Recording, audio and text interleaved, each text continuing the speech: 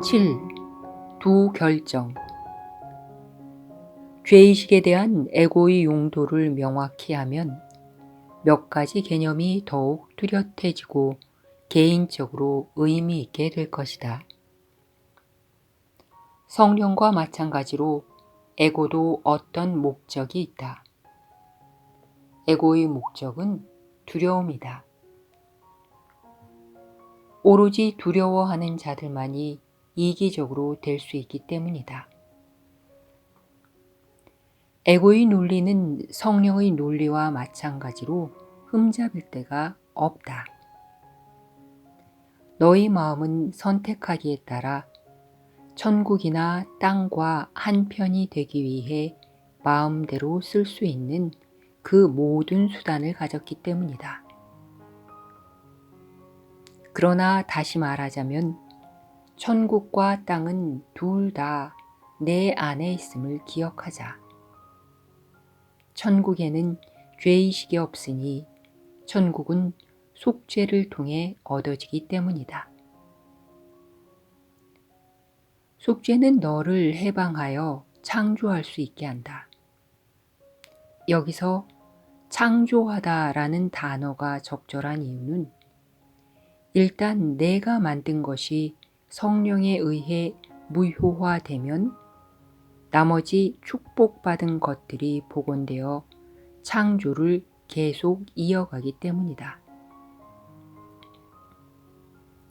참으로 축복받은 것은 죄의식을 불러일으킬 수 없으며 기쁨을 불러오게 마련이다.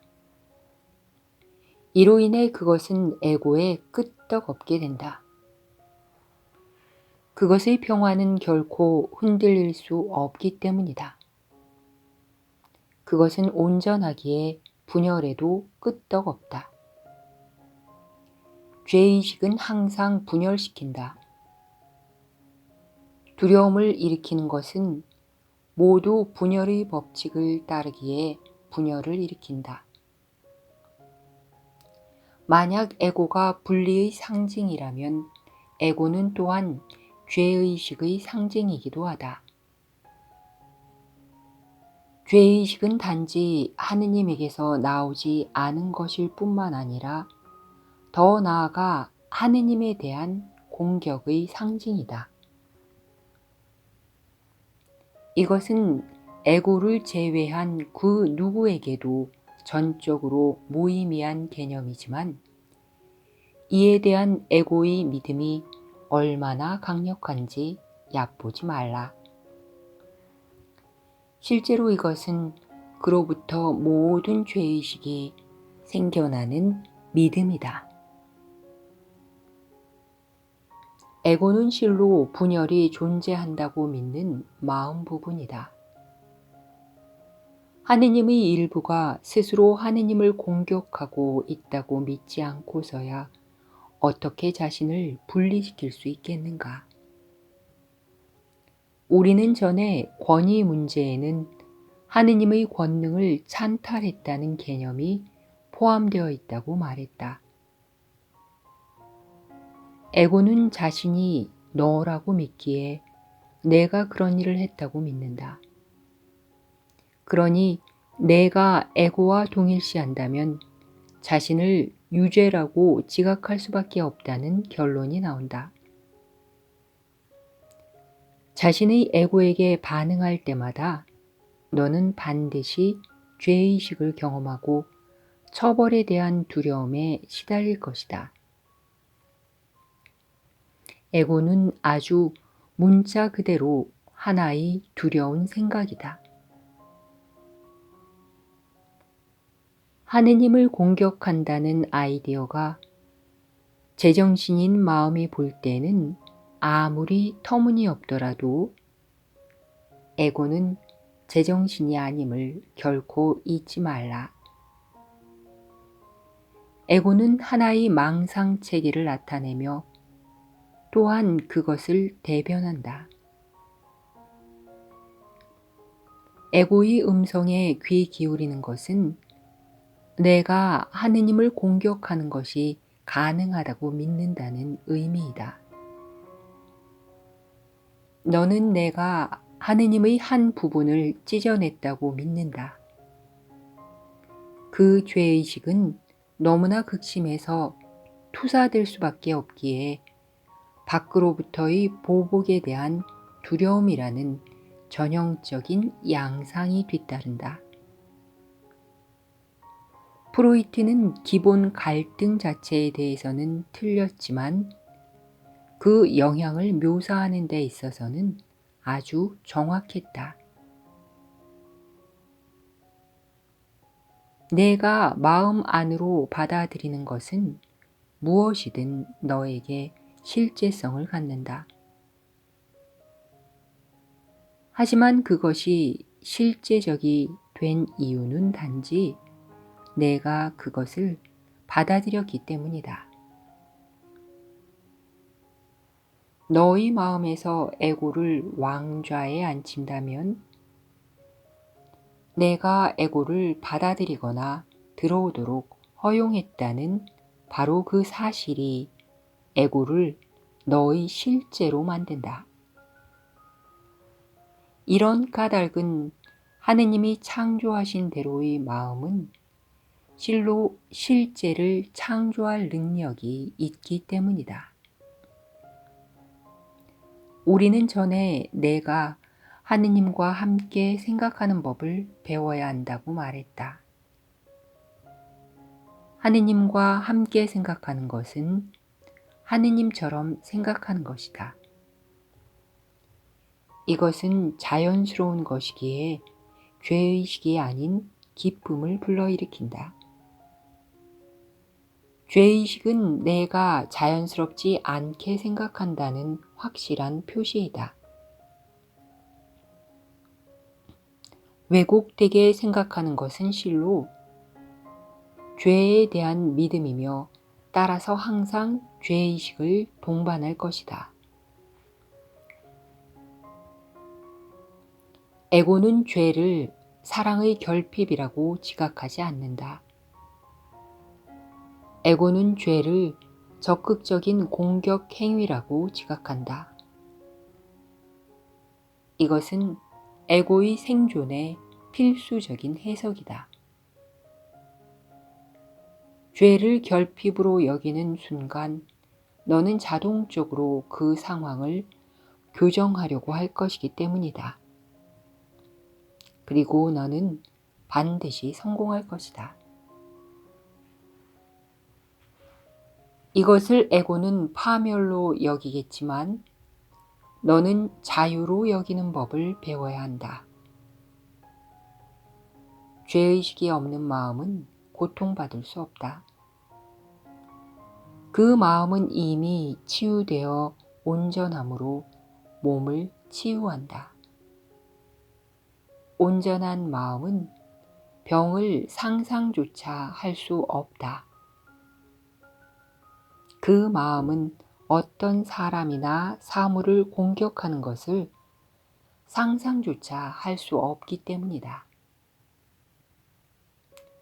전에 병이란 일종의 마법이라고 말한 적이 있다. 사실 병은 일종의 마법적인 해결책이라고 말하는 편이 더 나을 것이다. 에고는 자기 자신을 처벌함으로써 하느님의 처벌을 경감시킬 수 있다고 믿는다. 하지만 에고는 심지어 여기에서도 오만하다. 에고는 처벌하려는 의도를 하느님 탓으로 돌린 후 그것을 자신의 특권으로 차지한다. 에고는 자신이 하느님의 기능이라고 지각하는 기능을 전부 찬탈하려 한다. 에고는 오로지 전적인 충성만이 신뢰할 만한 것임을 인식하기 때문이다. 에고는 너와 마찬가지로 하느님의 법칙을 반대할 수 없지만 또한 너와 마찬가지로 그것을 자신이 원하는 것에 따라 해석할 수 있다.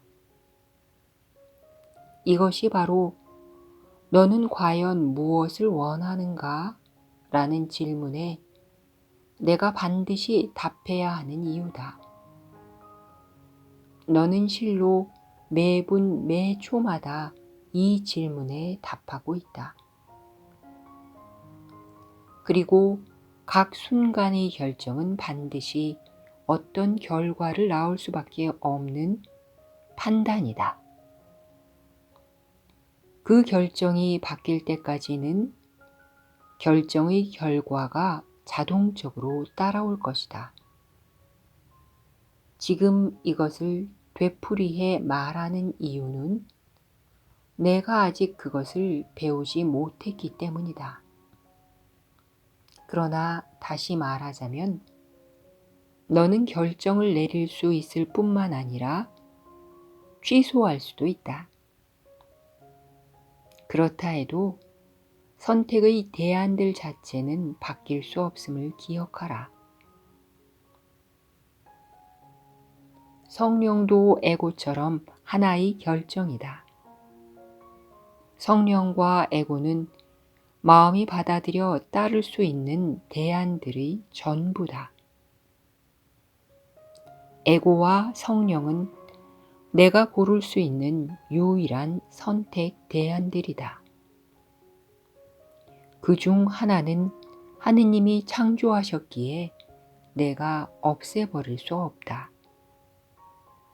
다른 하나는 내가 만들었기에 내가 없애버릴 수 있다. 오로지 하느님이 창조하시는 것만이 되돌려지거나 바뀔 수 없다. 내가 만든 것은 언제든 바뀔 수 있다. 하느님처럼 생각하지 않을 때 너는 실제로 전혀 생각하고 있는 것이 아니기 때문이다.